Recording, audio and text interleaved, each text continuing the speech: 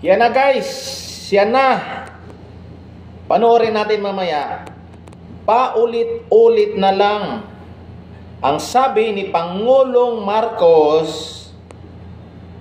Sabi ni Pangulong Marcos na ang ICC ay wala ng jurisdiction dito sa ating bansa at hindi na magbabago ang kanyang desisyon na hindi na pwede dito ang ICC. Bakit napakatigas ng ulo ng mga tao ni Pangulong Marcos? Sasabihin ni Asik Clabano na kakausapin daw ang Pangulo tungkol sa pag-issue ng warrant of arrest kay dating Pangulong PRRD. Tapos sa DOJ rin, ganun din kakausapin si Pangulong Marcos. Ano ba kayo? May galit ba kayo kay PRRD? O talagang hindi lang kayo sumusunod sa superior nyo? Napagbasihan ko lang sa panahon ni Pangulong Duterte talaga. Pag sinabi niya na gano'n na ayaw niya. Wala nang ibang nangungulit. Pero dito sa panahon lang, napapansin ko lang, sa panahon ni Pangulong Marcos, parang hindi nila nirespeto ang Pangulo. Gumagawa sila ng sarili nilang desisyon. Yan ang totoo dyan. Ayaw nila ng kapayapaan, gusto nila gulo. Yan ang napapansin ko. Si Pangulong Marcos hindi naman nagpapagulo.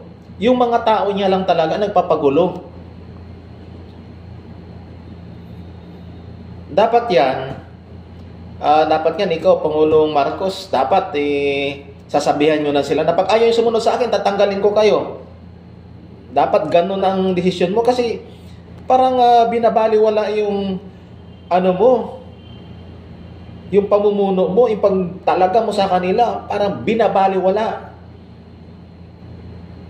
Di ba? Paulit-ulit na lang, ganun ang nangyayari. Dapat yan, yung mga media na rin yan, paulit-ulit din kayo, kung ano sinasabi ni Pangulong Marcos, dapat doon lang kayo. Huwag nyo nang interviewin yung mga bagay na yan kasi sinasabi na paulit-ulit, abot siguro, palagi ko mga mahigit na 3-4 na yan na sinabi na ang ICC ay wala ng jurisdiction. Ang nangungulit lang yan, sa totoo lang yan, ang nangungulit lang yan kasi ang ICC noon sa panahon ni Pangulong Duterte, sa drug war yan May galit kayo kasi nagdadrag ba kayo? Ayaw nyo ba ng kapayapaan dito sa ating bansa? Dapat pag sinabi na wala ng jurisdiction dito sa Pilipinas ang ICC, dapat yan, wala na. Hindi na talaga papuntahin dito. Kasi ang unang-una dyan, pag nakapasok ang ICC, parang sinabi na rin natin na yung hustisya natin ay hindi gumugulong. Di ba? Parang sinasabi nyo na rin na walang utak yung ating hustisya. Ang Chief Justice natin. So, totoo si matatalino mga Chief Justice natin Hindi ko, parang baliwala na yung trabaho nila pagkali mo na pumasok yung ICC, panghimasukan yung ating batas natin. Di ba? Ito, ulit-ulit na lang. Sinasabi, nitong balita, panoorin nyo guys. Hindi nagbabago ang isip ni Pangulong Ferdinand Marcos Jr. sa issue sa International Criminal Court o ICC. Ayon kay Presidential Communications Office Secretary Cheloy Garafil, malinaw ang posisyon ni PBBM na hindi kilalanin at huwag payagan ng mga taga-ICC dito sa Pilipinas. Gayunman tungkulin ng Department of Justice na tignan ang lahat ng legal avenues at matiyak na lubos na naipapabatid sa Pangulo ang kanyang